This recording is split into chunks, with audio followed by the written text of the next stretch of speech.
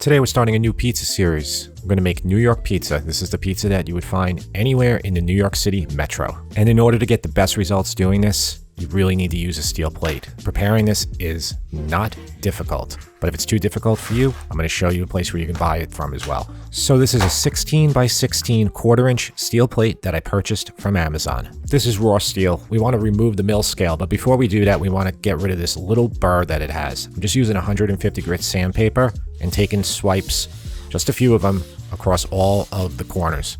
And just feel it, and once it's smooth, you're good. And we want it to be smooth so that our pizza peel will glide right on top of the steel, just like that. The next step is to remove the mill scale from the steel plate. I have a wheelbarrow here. You could also do this in a large tub. I'm propping up the wheelbarrow with a brick to make it more level, and I'm putting a few spacers here. You can also use pencils, anything to keep the steel just a tiny bit over the bottom so it's not resting flat. And then pour in a whole gallon of vinegar and then a whole gallon of water. That's all you have to do. Let it go for 48 hours.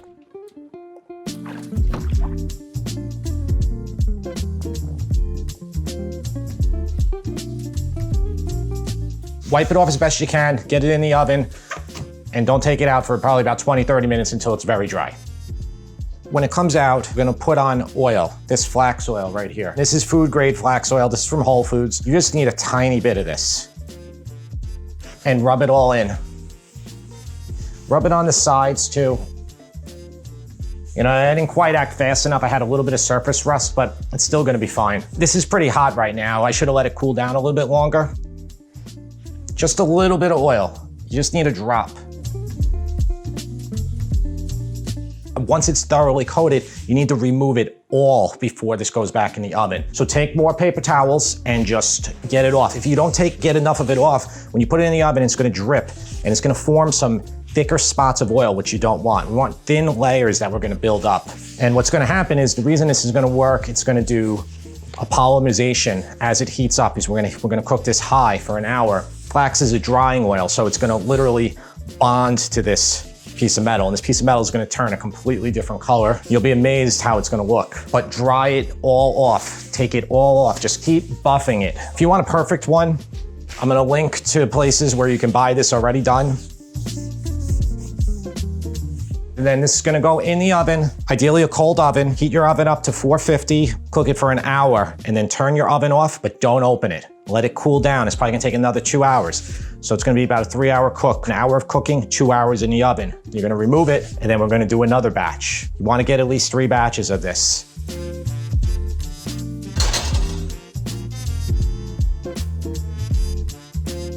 So right now it's still very warm, and we're gonna do the same process again. 450, 1 hour, turn it off, 2 hours, and then do it again. 3 coats doing this, and you will be set.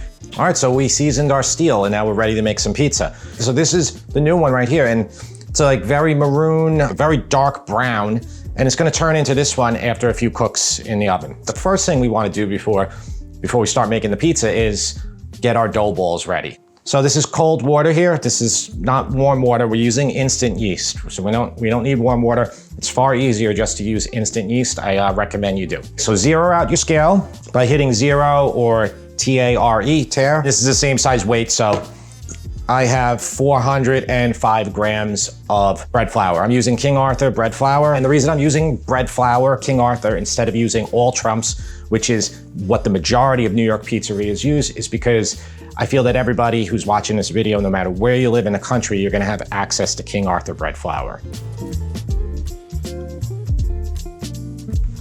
And just use regular sugar. All these numbers, everything is gonna be right in the description for you.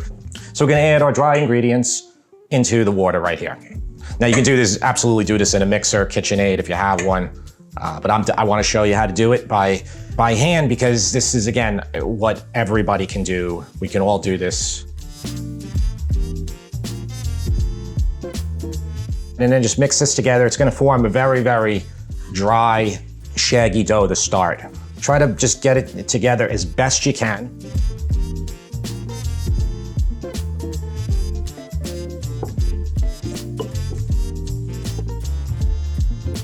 With clean hands, and my hands are clean, but I did that the steel yesterday, and let me tell you that to get the hands clean after that with the vinegar and everything, that took a while. I don't know how many of you guys are gonna do what I did with the steel, or if you're gonna just go and buy one. You're gonna have the exact same results. I feel like some people do wanna try those do-it-yourself projects. So I'm gonna knead this a little bit. It's probably gonna get a little sticky.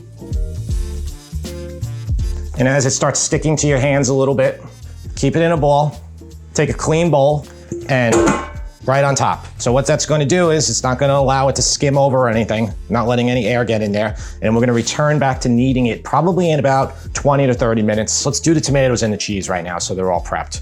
San Marzano tomatoes. And then right here I have American, definitely not San Marzano tomatoes. I'm telling you though, I've been having great results with Sclafani. You guys know how many times I talk about Sclafani. I always like to show this one because it's relatively inexpensive.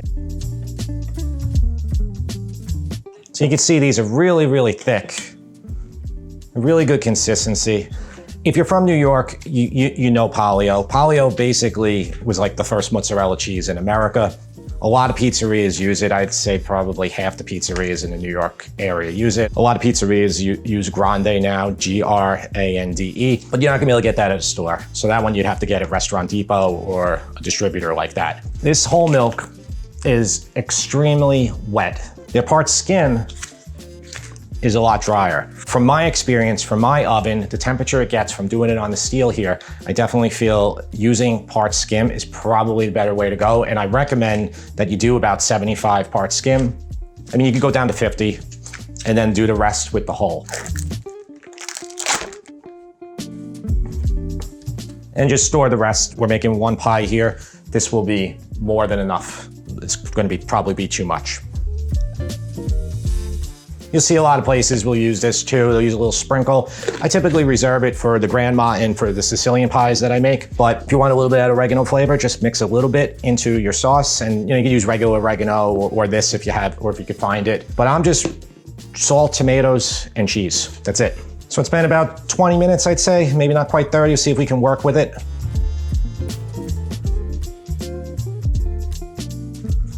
It's pretty good. You could do a couple more minutes if you want. Once you can knead it and you're done, you can get that in your containers and get it in the fridge. These plastic containers work really well for this. These are dedicated pizza proofing containers, and these are filled with the dough that we're actually gonna use. So this has been 3 days. Dough tends to stick a lot to the metal. So if you can use plastic, I recommend that. Okay, that's 352 and 354. A little bit more than 350 each. If you're making a lot, you just cover them up as you're working so they don't dry out at all. So kind of just fold it over like this. And just kind of try to pull it tight. Kind of pinch the bottom. Okay. Oil your container. Get it right in there. Do your other one, ball it up, get it in the fridge, and then we're gonna work with our dough 2 to 3 days later and make a New York pizza. So this is a very, very inexpensive wooden pizza peel. Now, a wooden peel is what you use to launch the pizza into the oven on top of the steel.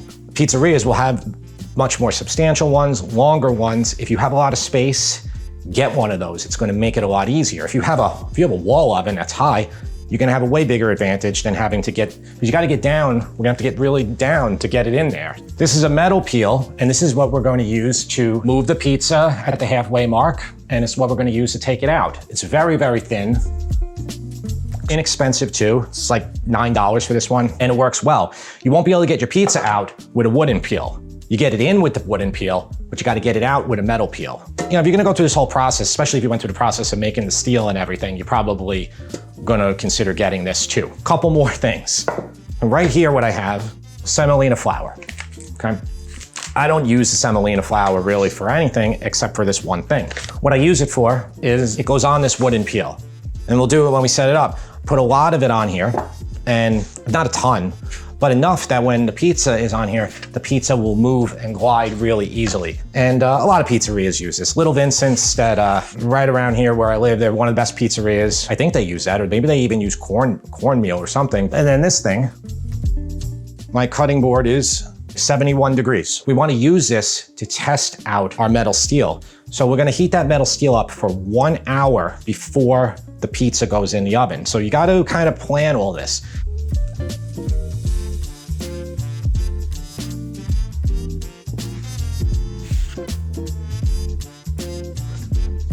Okay, put flour on your cutting board, an area where you can shape it now. Try to just bring it back to a circle so it can stay a circle. Okay, so we want to make a rim right now. We don't want to kind of deform the rim, so try to, like, with a few of your fingers, just shape it.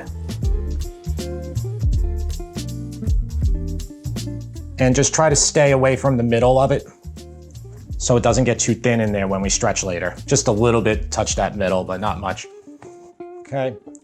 And then you can kind of grab it with your hands without touching the rim, and then you can kind of just stretch it a little bit to make it a little bit bigger. Try to keep the shape of a circle. You're not going to be perfect. I'm not perfect at all doing this, but every time you get a little bit better.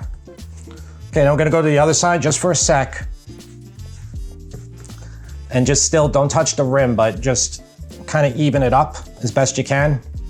Because we want our top to be what was stuck to the bottom. It's just better that way. So right now, our top is actually on the bottom. I'm going to pull it back. I'm going to bring it into my hands and I'm going to start shaping it that way. Okay, so I'm going to use my knuckles here. And I'm going to try to just open it up a little bit. Try to just pull with the knuckles. And if you have to drop it, don't drop it back on this flour, then drop it on the peel. Okay, so I try to cross them a little bit and then pull, and then cross them and pull. And keep doing that, trying to get the shape, the 15 inches that we want. All right, let's come down here. It's not big enough yet. As you can see, it's pretty good, pretty round, but let's keep working on it. So that's why you don't want to keep dropping it back on the floured area. I moved that off to the side, just get everything out of the way. If you're preparing multiple pizzas, just do that. Or if you have a really big area, put it in one spot, keep your peels in the other spot. So same thing. Just gonna try to stretch it a little bit more. And that's pretty good. It's almost the size of the peel. And you know, the more you do this, the better you're gonna get. You might have some thinner spots or whatnot, but it's very thin. We want it to be thin. And I think that looks pretty good. I think we can get the sauce on and the cheese. In order to make sure you can launch it, you gotta make sure that it moves. See how that's moving right now? So that means that we can launch it. Just give those tomatoes a little mix so there's not too much water, and just put a little bit down. You probably only need about 6 to 8 ounces for this. And what works really well, especially for doing this at home, because we're not experts at this, is to, you can actually brush it on, kind of with like a barbecue brush. Don't use too much sauce or cheese in the beginning. It's tempting to put a lot on, but what you can do is the next one, especially if you're doing 2 or 4 of these at the same time, then you just build up and you'll know based off of the last one exactly what you need.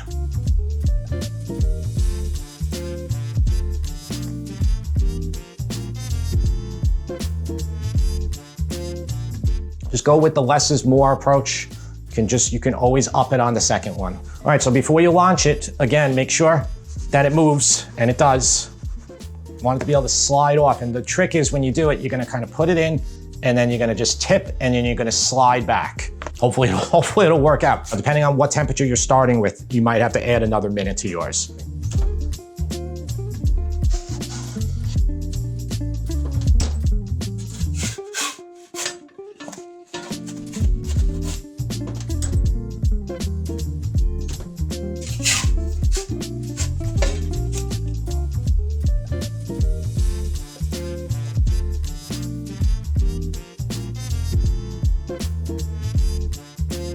I used probably too much part skim there, so this is the thing you have to play around with. The more whole milk you use, the wetter it will get. It won't get so dry. You risk though that it bubbles over. Right here though, it's probably maybe a little bit too dry. It's still a really good looking pie.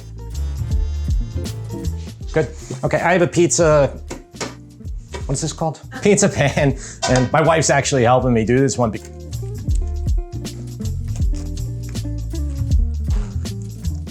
Right there, let's see. Okay, there's the bottom. So that's exactly what we want, I would say. Got the good flop, which is what we want. Let's see the crust, take a little bite. delicious, has that exact New York flavor, the cold ferment flavor. Maybe don't put so much flour on the drop like I did, a little bit less, so you not have so much powder on the side, on the crust. But overall, I'm really impressed with this. Here's 2 more. I really wanted to stress, and I don't think I stressed it enough, that this can be done with kind of a crappy oven. So the oven that I have is the original oven to this house. It's a GE Spectra oven. It's probably 25 years old. It makes unbelievable pizza. Now, maybe it has an advantage over some newer ovens because it gets to 550, but I think if you have a newer oven, especially if you have convection, you're probably gonna get even better results than I'm getting here. You know, go through the whole process, do the steel, do everything, and if you don't wanna do that, then buy the steel, and there's a lot of places that will sell you the steel. I hope you enjoyed this pizza series. I hope I proved that you can make it, you can do a great job with it, and give this a like and subscribe, and I will see you next time.